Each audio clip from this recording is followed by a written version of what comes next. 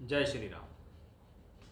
हमारा आज का विषय कुंडली मिलान, या कह लीजिए कि वैवाहिक जीवन सुखी रहेगा या दुखी, ये कैसे पता लगेगा।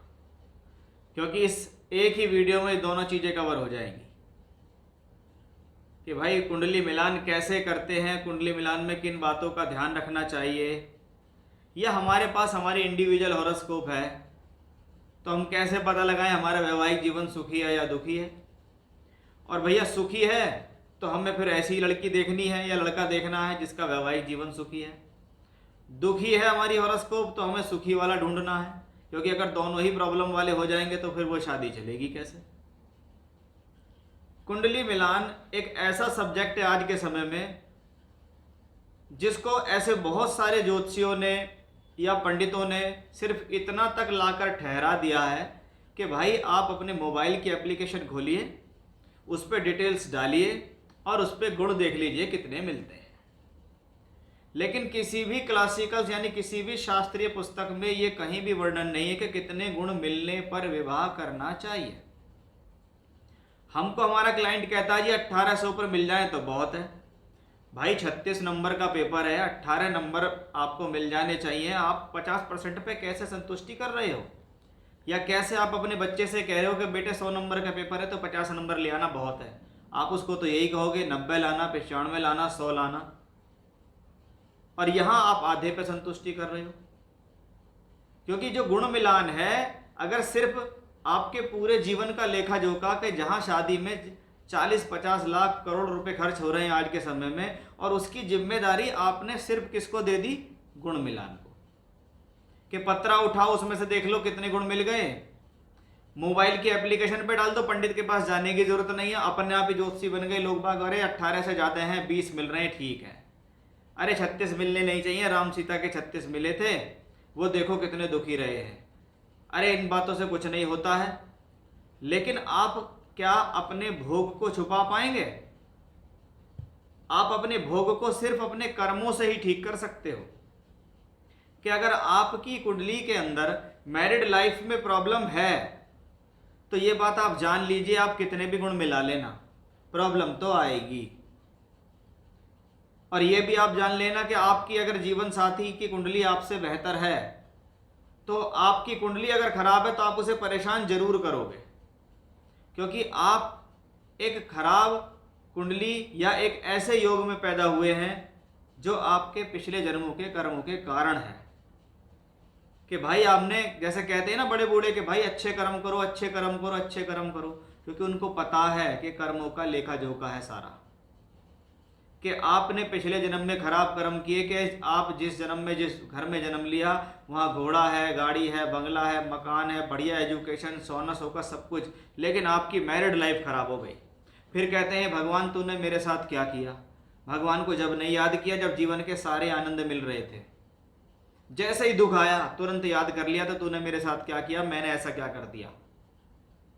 अब ईश्वर ने इसी चीज के लिए हमारे सनातन धर्म में एक चीज जोड़ दी, उसको कहते हैं भाई कुंडली मिलान। गुण मिलान एक 10% का पार्ट है। हमने एक नहीं, हमारे कॉलेज में आप ये समझिए कम से कम 500 से ज्यादा कपल के ऊपर डाटा लाया गया और उस डाटे पर कुंडलियां लगाई गई, और फिर पता लगा कि भाई ये एग्जैक्टली जिनके 13 या गुण मिल रहे हैं, 6 गुण मिल रहे हैं, उनका वैवाहिक जीवन बढ़िया चल रहा है। जिनके 36, 32, 30, 28, 26 मिल रहे हैं, उनको प्रॉब्लम चल रही है। या जिनके 17 मिल रहे हैं उनको प्रॉब्लम चल रही है, जिनके 26 मिल रहे हैं उनको प्रॉब्लम चल रही है। किसी के 5 मिल रहे हैं वो बहुत खुश है, किसी के 30 मिल रहे हैं वो बहुत दुखी है। यानी कहीं ना कहीं ये खेल गुण मिलान का है ही नहीं। ये सारा का सारा खेल कुंडली से कुंडली मिलान का है कि आप अपनी हॉरोस्कोप के अंदर क्या लेके आए हो। कि पराशर जी ने एक कुंडली बनाई, उसमें लगन बनाया, लगन में ग्रह बिठाए, ग्रहों की डिग्रियां दे दी।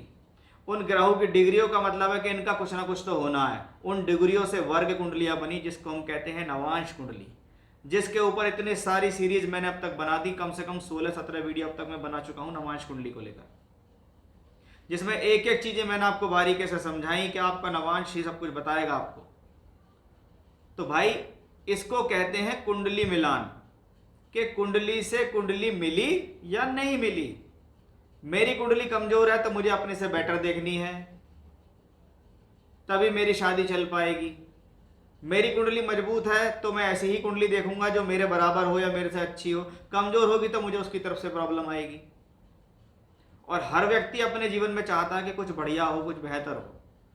इसलिए वो सारे लोग जो इस भ्रम में बैठे हुए हैं कि हमने गुण मिला के शादी करी थी, वो अपने साथ भी धोखा कर रहे हैं, और उनसे भी बड़ा धोखा जिस पंडित के पास वो जाते हैं वो धोखा कर रहा है। जरूरी नहीं है कि आपको ज्योतिष ना आता हो फिर भी आप ज्योतिष करें। मैं ऐसे बहुत लोगों को जानता हूं जो भागवत करते हैं लेकिन जबरदस्ती ज्योतिष में घुसते हैं, उनको पता नहीं है। ऐसे बहुत लोगों को जानता हूं जो बढ़िया कर्मकांडी हैं लेकिन वो ज्योतिष में घुसते हैं, उनको पता नहीं है, जबकि ये तीनों सब्जेक्ट अलग हैं। आप भागवत अच्छी करते हो, भागवत आचार्य हो, अच्छी बात है। आप कर्मकांड अच्छा जानते हो, आप ज्योतिषाचार्य अच्छे हो, भैया एक ही चीज में पारंगत हो जाओ, वही बहुत है। अगर कोई चीज नहीं आती तो कह दो भाई मेरे मतलब का सब्जेक्ट नहीं है, मुझसे पूजा पाठ करानी हो तो करा लेना, ठीक है। अब हमको देखना है कि कुंडली मिलान कैसे करें, क्योंकि इस वीडियो के अंदर मैं आपके साथ एक डाटा शेयर करूंगा। उस डाटा के अंदर मैं कम से कम 4 से 5 ऐसे कपल का डाटा दूंगा आपको जिनके गुण कम भी मिल रहे हैं, ज़्यादा भी मिल रहे हैं, जिनके वैवाहिक जीवन में प्रॉब्लम भी रही है और खुश भी हैं। तो आप उसको खुद उन कुंडलियों को अपने आप चेक करना कि मैंने आपको ये डाटा जो शेयर करा है उसमें कितने हद तक है, आप कहाँ तक उसको देख सकते हैं, समझ सकते हैं। मैं तो एक उदाहरण कुंडली देकर आपको समझाऊंगा ही समझाऊंगा, लेकिन डाटा भी शेयर कर दूंगा जिससे आप और ज़्यादा सीख सकें। क्योंकि बहुत सारे लोग इस वीडियो को देख रहे हैं, वो ज्योतिष सीख भी रहे हैं, ज्योतिष कर भी रहे हैं, या उनके घर परिवार में आगे बच्चे शादी करेंगे तो वो उनकी कुंडली तो कम से कम देख ही सकते हैं। तो आइए शुरुआत कर लेते हैं कि ये तो वो डाटा था कि भाई गुण मिलान के भ्रम में मत रहना, क्योंकि लोग कहते हैं भी ये नाड़ी दोष है, इसको तो जरूर देख लो। भैया शास्त्र कहता है नाड़ी दोष ब्राह्मणों में देखा जाता है, ठीक है, लेकिन नाड़ी दोष का एग्जैक्ट कॉन्सेप्ट क्या है? नाड़ी दोष को संतान से जोड़ा गया है। तो आपके पास संतान का चार्ट है, आप कुंडली में देखिए कि आपकी संतान की स्थिति अगर बेटर है तो क्या करेगा नाड़ी दोष, और संतान की स्थिति ठीक नहीं है तो फिर आप कहोगे जी ये बहुत सारी कुंडलियां ऐसी होंगी जिनकी कुंडली में नाड़ी दोष नहीं है और उनको संतान नहीं हो रही, और बहुत सारी कुंडलियां ऐसी होंगी जिनकी कुंडली में नाड़ी दोष है, उनको संतान हो भी रही है। यानी कहीं ना कहीं हॉरोस्कोप में आप जो चीज लेके पैदा हुए हो तो उसको आप भुगतोगे तो सही। अगर आप संतानहीनता का योग पैदा लेके हुए तो आप कितने भी गुण मिला लेना, संतानहीनता ही रहनी है। चलिए बात को आगे लेके चलते हैं। गुण मिलान से कुछ नहीं होता, कुंडली मिलान करते हैं, और कुंडली मिलान के लिए एक लड़का होता है, एक लड़की होती है। और सबसे पहले कोई भी हॉरोस्कोप देखी जाती है तो नियम नंबर 1, उसको शारीरिक और मानसिक रूप से देखो। यानी उसका लगन लग्नेश देखो कितना बली है, यानी ये व्यक्ति आयु और स्वास्थ्य के दृष्टिकोण से कैसा है। आपकी पत्नी बनने वाली है कोई, आप अपनी बेटी को किसी को ब्याह रहे हैं, उसकी आयु कैसी है कैसी नहीं है, तो भाई कहाँ से पता लगेगा? लगन लग्नेश को देखो कितना बली है। दूसरा, उस व्यक्ति की मानसिकता कैसी है, उस स्त्री की मानसिकता कैसी है, तो उन दोनों का चंद्रमा देखो। अगर लगन लग्नेश पीड़ित है तो हॉरोस्कोप के अंदर कह सकते हैं स्ट्रगल भरा हुआ रहेगा, और साथ ही साथ जीवन में आयु और स्वास्थ्य की प्रॉब्लम रहेगी। चंद्रमा पीड़ित है, मान लीजिए अमावस्या का चंद्रमा है, शनि चंद्रमा का योग है, नीच का चंद्रमा है, राहु केतु अक्ष पे चंद्रमा पीड़ित है, तो क्या है भी इसकी मानसिकता ठीक नहीं है। ये भावुक भी हो सकता है, चंचल भी हो सकता है, क्रोधी भी हो सकता है, वहमी भी हो सकता है, मानसिक बीमार भी हो सकता है। ये कहाँ से पता लगती है चीजें? चंद्रमा से। तो ये देखनी पड़ेंगी। इसकी सोच तो संकुचित नहीं है, ये छोटी सोच तो नहीं रखता, ये वहमी किस्म की स्त्री तो नहीं है, या वहमी किस्म का पुरुष तो नहीं है। तो सबसे पहले दोनों कुंडलियों का लगन लग्नेश और दोनों कुंडलियों का चंद्रमा जरूर देखें। नियम नंबर 2, दोनों कुंडलियों के लगन के मालिक आपस में मित्र हैं या शत्रु हैं, ये जरूर देखें। क्योंकि अगर दोनों मित्र हैं तो आपस में बात बनेंगी, और दोनों कुंडलियों के लगन के मालिक आपस में शत्रु हैं तो क्या होगा? कंट्राडिक्शन रहेगा दोनों के बीच में। ठीक है, 2 नियम हमने बता दिया अभी तक। नियम नंबर 3, कुंडली के सप्तम भाव से विवाह देखा जाता है। तो हम एक कागज पेन लेंगे, उस पर लिखेंगे सप्तम भाव पर कैसे ग्रह बैठे हैं और सप्तम भाव पर कैसे ग्रह देख रहे हैं। यहाँ 2 तरीके के ग्रह होते हैं, शुभ और अशुभ। शुभ में नेचुरल शुभ कौन है? गुरु, शुक्र, चंद्र और बुध। ये 7वें घर से संबंध बनाएंगे तो आपके वैवाहिक जीवन को बचाएंगे। शनि, मंगल, सूर्य, राहु, केतु ये सप्तम भाव से संबंध बनाएंगे तो आपके वैवाहिक जीवन में प्रॉब्लम देने की कोशिश करेंगे। लेकिन अगर अशुभ ग्रह सप्तम भाव के अंदर बैठ गया है, फॉर एग्जाम्पल सूर्य उच्च का होकर सप्तम भाव में बैठ गया तो विवाह में अहंकार आ जाएगा। मंगल बैठ जाएगा तो विवाह में क्रोध आ जाएगा। ठीक है, तो अशुभ ग्रह भले ही बैठता है लेकिन वो प्रॉब्लम देता है, इसलिए उसको देखें सप्तम भाव पे क्या है, शुभ प्रभाव है या अशुभ है। सप्तम भाव पाप कर्तरी में है या शुभ कर्तरी में है। अब सप्तम भाव का स्वामी यानी एक मकान है, मकान के मालिक की क्या स्थिति है उसको देखो, क्या वो नीच का तो नहीं है, राहु केतु अक्ष पे है क्या, पीड़ित तो नहीं है, अस्त तो नहीं है, ये देखो। फिर देखो सप्तम भाव का कारक कौन है, शुक्र। कौन है शुक्र? ब्यूटी ऑफ मैरिज है शुक्र। शादी में कितना सुख शुक्र बता देगा। तो ये 3 चीज आप नोट कर लो कि मेरे सप्तम भाव का ये हाल है, सप्तमेश का ये हाल है, शुक्र का ये हाल है। फिर हम पहुंचेंगे नवांश कुंडली के अंदर। नवांश कुंडली में सबसे पहले क्या चेक करेंगे कि मेरी कुंडली के 7वें घर का स्वामी नवांश में कैसा, क्या वहां पे वो शुभ हुआ है या अशुभ हुआ है, क्या वहां पे वो उच्च हुआ या नीच हुआ, क्या वहां पे जाकर वो शत्रु राशि में गया या मित्र राशि में गया। तो ये उस 7वें घर की मालिक की पोजीशन नवांश में देखें और शुक्र ग्रह की पोजीशन को भी नवांश में देखें। तो ये हो गए टोटल अब तक 5 नियम। अब छठा नियम कहता है नवांश कुंडली के लगन और लगन के स्वामी को भी ऐसे ही देखें जैसे लगन कुंडली के सप्तम भाव और उसके स्वामी को देखा है कि नवांश कुंडली का लगन से किन ग्रहों का संबंध है और लगनेश का क्या संबंध है। अगला नियम है कि नवांश कुंडली के सप्तम भाव और 7वें घर के स्वामी को देखें। इन सबको नोट करते चलेंगे आप कि भाई पूरी जिंदगी का सवाल है, शॉर्टकट्स कुछ नहीं होता। आप किसी से शादी कर रहे हैं, शादी के बाद 30, 35, 40 साल रहेंगे और उसका चुटकी बजाते ही कहानी बता दो कि करनी है नहीं करनी है। भैया ऐसा नहीं होता। ज्योतिषी भी इतना ही दिमाग लगाता, मैं भी इतना ही दिमाग लगाता हूँ। बस प्रैक्टिस करते करते हम उन चीज़ों को जल्दी देख लेते हैं, लेकिन कुंडली मिलान का तरीका तो यही है। तो भैया नवांश कुंडली के लगन लगनेश और सप्तम सप्तमेश की स्थिति देखो। उसके अलावा नवांश कुंडली का दूसरा भाव जरूर देखो कि भाई शादी के बाद धन की स्थिति कैसी है, धन है या नहीं, और दोनों के बीच में आर्गूमेंट्स तो नहीं है। चौथा घर देखो कि शादी के बाद घर में सुख शांति रहेगी या नहीं। 8वां घर देखो नवांश का कि शादी की आयु कैसी है। ये 3 चीजें और उसमें देखो, तब जाके होता है एक कुंडली मिलान। ये एक चीज सारी आपको एक कुंडली में देखनी है कि एक कुंडली लड़के की अपने घर में उठा लो तो आपको समझ में आ जाएगा कि इसका वैवाहिक जीवन कैसा है। अब अच्छा है तो ऐसी ही कुंडली लड़की की मिलनी चाहिए, और अगर खराब है तो इससे बेहतर लड़की हमें ढूंढनी हो, उसी के साथ हम शादी करेंगे, नहीं तो नहीं करेंगे। अब इसमें एक चीज बहुत ज्यादा जरूरी होती है, मंगल दोष। सामान्य तौर पर पहले, चौथे, 7वें, 8वें और 12वें घर में मंगल हो तो मंगल दोष होता है। यहां पर मंगल अगर उच्च का और स्वराशि का हो तो मंगल दोष भंग होता है। ये बात आप ध्यान रखें। इन भावों में मंगल उच्च का या अपनी राशि में हो तो मंगल दोष भंग हो जाता है। क्या मंगल के मांगलिक का विवाह मांगलिक से करना जरूरी है? ऐसा कुछ नहीं है। ये बात आप ध्यान रखना। सिर्फ मंगल ग्रह की वजह से आप विवाह को अवॉइड कर रहे हो तो और भी बहुत सारी चीजें देखनी पड़ेंगी कि आप नरे 7वें घर में तो इसका मंगल बैठा हुआ है, नहीं इस लड़की से शादी मत करना, हमारे लड़के पे भारी रहेगी। तो ऐसे भी कॉन्सेप्ट है लोगों के, जबकि शास्त्र में ऐसा कुछ लिखा हुआ नहीं है। क्योंकि आपको यहाँ मंगल को समझने की जरूरत है, ना कि मंगल दोष को समझने की जरूरत है। जो मंगल समझ गया वो दोष को समझेगा नहीं, वो कहेगा ये तो बेकार की बात है, मैंने तो मंगल ही समझ लिया अपना। तो मंगल दोष के बारे में भी इतना वहम अंदर नहीं पालना चाहिए। ठीक है, अब मैं आपको एक स्क्रीन शेयर करूंगा, उसमें कुछ तो मैं आपको चार्ट दूंगा, वो आपकी अपनी नॉलेज के लिए, उसका स्क्रीनशॉट लेके अपने पास रख लेना कि भाई ये लड़का है, ये लड़की है, इनकी शादी में कितने गुण मिले शादी सुखी या दुखी, ये मैं उसके सामने सब डिटेल मिल जाएगी आपको, तो 5 से 7 डाटा जो भी होगा मैं दूंगा। फिर हम एक उदाहरण कुंडली पे बात करेंगे।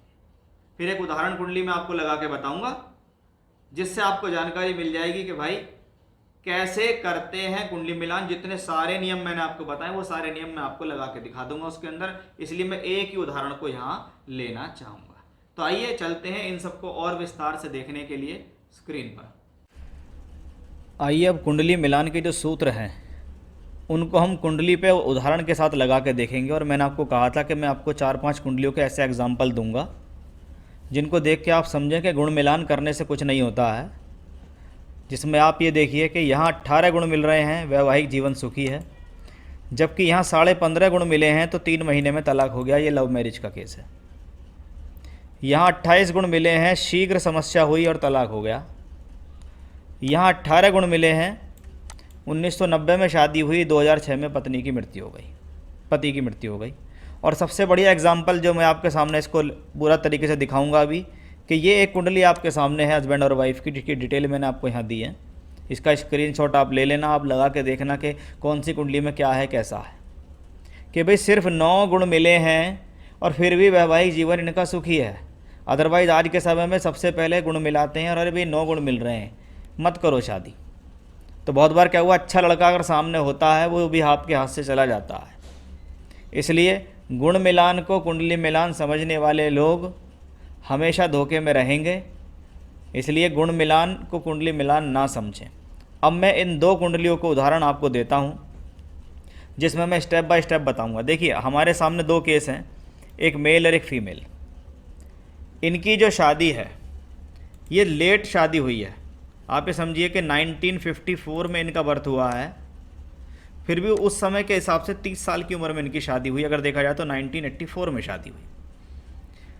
तो वो चीज़ हॉरोस्कोप में हमें दिखती भी है कि अगर हम देखें कि भी लगन का मालिक जो मंगल है वो अपना 2nd हाउस में स्वस्थ स्थिति में बैठा हुआ है। ठीक है, अभी लग्नेश दूसरे घर में ख़राब नहीं होता, लेकिन 8वें घर में देखें तो हमें काफ़ी प्रॉब्लम दिखी, और इसे हम मांगल्य का स्थान भी कहते हैं कि ये 8वां घर मांगल्य स्थान के लिए देखा जाता है।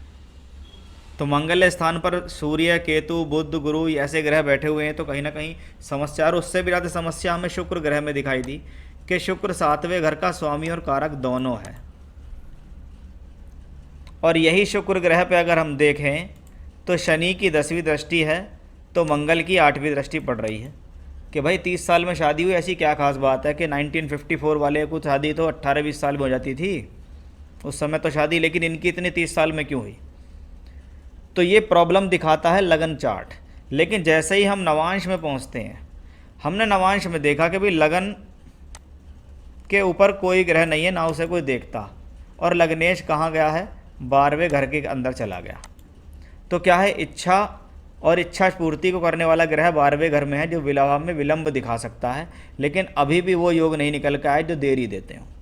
अब आप ये देखिए कि यहाँ 7म भाव का जो मालिक शुक्र है, जो हमारे नियम से आता है, वो यहाँ पर उच्च का होके बैठ गया। आप ये देखिए कि यहाँ पर उच्च का शुक्र है, स्वराशि का भी गुरु है, और बुध नीच का है तो उसका नीच भंग राजयोग हो रहा है। तो वहीं 7म भाव का स्वामी कौन है, चंद्रमा, वो भी यहाँ देखिए उच्च का हो गया। 7म भाव पे देखें तो गुरु ग्रह की दृष्टि पड़ रही है शुभ, तो ना तो लगन लग्नेश पीड़ित, ना 7म सप्तमेश पीड़ित, ना शुक्र पीड़ित। तो भैया सीधी सीधी बात है कि भी हॉरोस्कोप में स्ट्रेंथ है, भले इसकी शादी लेट हो रही है लेकिन इसका वैवाहिक जीवन सुखी रहेगा। तो ये चीज़ बहुत मोटे स्तर पे, आप इतनी सारी वीडियो मैंने नवांश की एग्जाम्पल के साथ बता दी, तो इतना तो आप समझ ही गए होंगे। अब आप दूसरा चार्ट देखिए इनकी वाइफ का। ये इनकी वाइफ का चार्ट है, सिंह लगन का चार्ट है ये, ठीक है। सिंह लगन है और लगन में राहु है, जिसको हम कह सकते हैं भी शत्रु राशि का राहु है, लेकिन फिर भी लगन का राहु अच्छा ही फल देने वाला होता है। लगन पे हम देखें तो बृहस्पति की शुभ दृष्टि जा रही है कि बृहस्पति ग्रह 5म भाव में अपनी ही राशि में बैठकर यहाँ पर दृष्टि दे रहे हैं। इसका मतलब कि भी लगन पर शुभ प्रभाव भी है। 7म भाव का स्वामी शनि 7म भाव को देख रहा है। ये दोनों तरीके से है कि सप्तमेश सप्तम को देख रहा है, विवाह कराएगा, लेकिन यही सप्तमेश शनि है शुक्र विवाह के कारक को भी देख रहा था। विवाह में विलंब मैंने आपको बताया कि भाई उनकी शादी हुई थी 30 की उम्र में, और इनकी और उनकी उम्र में जो है लगभग 5 साल का अंतर है, तो इनकी 25 में शादी हुई है, और उस समय के हिसाब से लड़कियों की शादी 18 साल में 19 साल में हो जाती थी। तो ये कुछ विलंब है, इसको हम ऐसे कह सकते हैं। अब नवांश कुंडली हमने देखी, वहाँ भी हमने देखा भैया सप्तम भाव में कौन है, केतु राहु एक्सेस बना हुआ है। लेकिन फिर से देखें तो शनि ने फिर से अपने ही भाव को देख लिया। अब शनि ने अपने भाव को देख लिया, इसका मतलब है कि शनि शादी का प्रॉमिस देता है, भले ही डिले दे रहा है लेकिन देता है। हो सकता है थोड़ी बहुत प्रॉब्लम हस्बैंड वाइफ के बीच में संबंधों को लेकर रही हो, क्योंकि इनके पति का चार्ट ज़्यादा अच्छा था, इनका चार्ट कुछ कमज़ोर हुआ है। लेकिन कुंडली में ऐसा कोई बड़ा योग अब तक दिखाई नहीं दिया जिसको हम देख के कह दें कि भाई इनके 9 गुण मिल रहे हैं तो इनकी शादी मत करना, नहीं तो इनकी शादी नहीं चलेगी, इनके तलाक हो जाएंगे, इनको प्रॉब्लम आएगी। ऐसा तो कुछ नहीं हुआ। अब यहाँ आप देखिए तो लगन का मालिक कौन है, वो है सूर्य ग्रह, और सूर्य ग्रह यहाँ नवम भाव में उच्च का हो गया, और नवम भाव का मालिक मंगल जो है वो यहाँ 9th हाउस में आ गया।